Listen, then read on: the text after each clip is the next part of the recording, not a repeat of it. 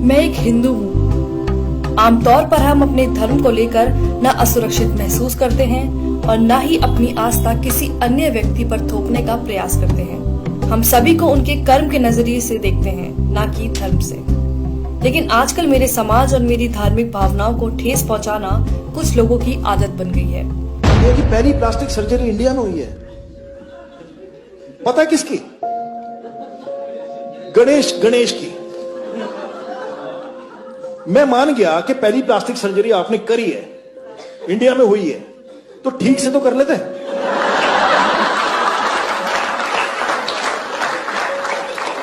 इसको देख के तो यही लगता है कि गांजा फूक के नहीं करना चाहिए सब। क्या ये इन्हें किसी तरह से ज्यादा बुद्धिजीवी बनाता है? आपको ऐसे बहुत से वीडियो मिल जाएंगे जिसमें कॉमेडी के नाम पर लगातार हिंदू धर्म और हिंदू देवी देवताओं का मजाक उड़ाया जाता है। Indian women just celebrated Karwa Chauth, or as I like to call it, Karwa. और सबसे ज्यादा अचरज की बात तो ये है कि इनकी कॉमेडी में जो आम बात है वह हिंदू है। like इसमें हिंदुओं को जिंदा जला दिया। like, that's bad. मरने के बाद जलाते ना। ये लोग मेरी धार्मिक भावनाओं को ठेस पहुंचाते हैं और लोगों को मेरे ही धर्म के बारे में झूठी बातें बताकर मेरे ही भगवान को नीचा दिखाते हैं और उम्मीद करते हैं कि मैं इनकी घटियापन पर हंसूं। गणपति बाप्पा मोरिया, शीला की जवानी, गणपति बाप्पा मोरिया, मुंडी है हरामी, At one point we just start banging our nipples for some reason. मेरा भगवान आया 1.5 दिन के लिए, मेरा भगवान आया 3 दिन के लिए, बाजू वाले का 5 दिन के लिए, बाहर के मंडली का 7 दिन के लिए। भुगता नहीं है क्या यार इन लोगों को? पहले मुझे लगता था कि ये लोग मोदी सरकार के खिलाफ हैं और उनका विरोध कर रहे हैं, लेकिन अब मेरे साथ साथ बहुत से लोगों को ये पता चल चुका है कि ये लोग सरकार के साथ साथ मेरे धर्म को भी नीचा दिखाने की मंशा रखते हैं। एक पवित्र विश्वास को खत्म करना चाहते हैं। मेरे विश्वास और गर्व को नीचा दिखाकर खुद की मान्यताओं को ऊंचा करना चाहते हैं। कॉमेडियन सुरलीन कौर इस्कॉन को मानने वालों की तुलना पॉर्न से कर रही है। आप सबको मैं बता दूं, बेशक हम सब इस्कॉन वाले हैं, पर अंदर से सब हरामी पॉर्न वाले हैं।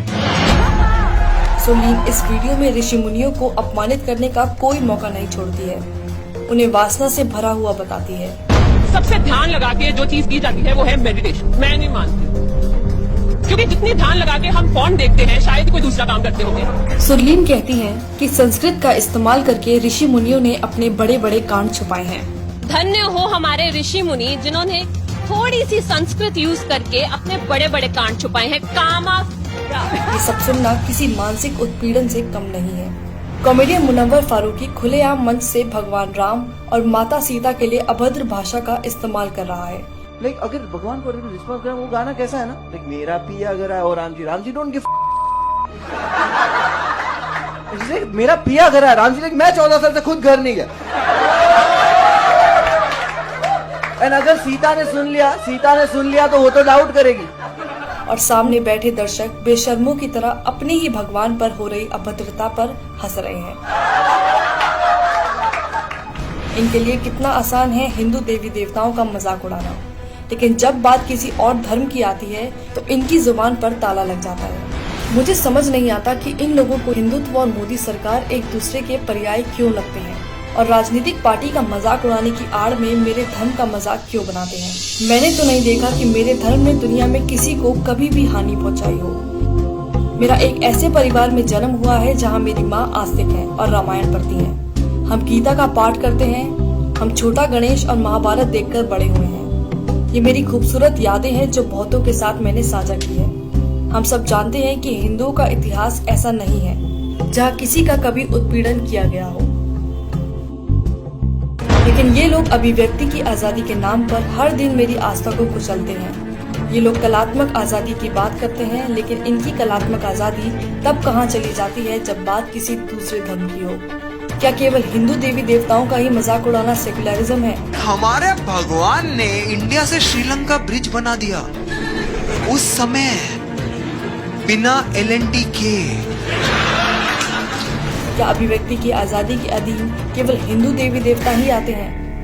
क्या इन लोगों ने सिर्फ हिंदुओं की धार्मिक भावनाओं को ठेस पहुंचाने और हिंदू देवी देवताओं का अपमान करने का बीड़ा उठाया हुआ है?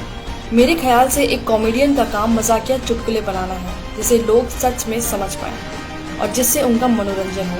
लेकिन मनोरंजन के नाम पर केवल एक धर्म की आस्था और मान्यताओं को गाली देना, उसको लेकर भद्दे शब्दों का इस्तेमाल करना, ये किस प्रकार की कॉमेडी है।